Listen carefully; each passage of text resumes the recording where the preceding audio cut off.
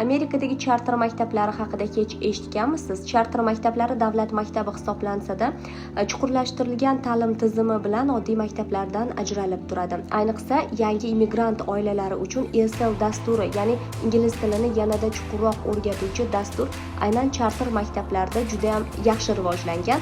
Charter maktablarga qabul faqatgina onlayn tarzda amalga oshiriladi va o'quvchilar lotereya orqali aniqlab olinadi.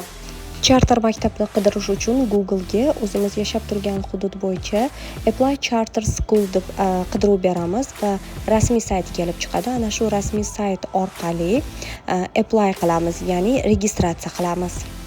Ariza to'ldirishda so'ralgan ma'lumotlarni kirgizib bo'lgandan keyin hududingizga yaqin bo'lgan charter maktablaridan 15 tagachasini tanlashingiz mumkin ekan. Charter maktablar bu bepul, lekin sifatli, bolaga ko'proq e'tibor beradigan, xavfsiz va kuchli ta'lim beruvchi maktablardir. Agarda farzandingiz uchun robototexnika, IT texnologiyalari, ingliz tili, matematika, sport va san'at kabi sohalar qiziq bo'lsa, charter maktabda o'qish ular uchun foydali bo'ladi. Men ham farzandim 2026-2027 yilda 1-sinfga borishi uchun charter maktabga ariza topshirdim va ro'yxatdan 7 ta maktabni tanlab oldim.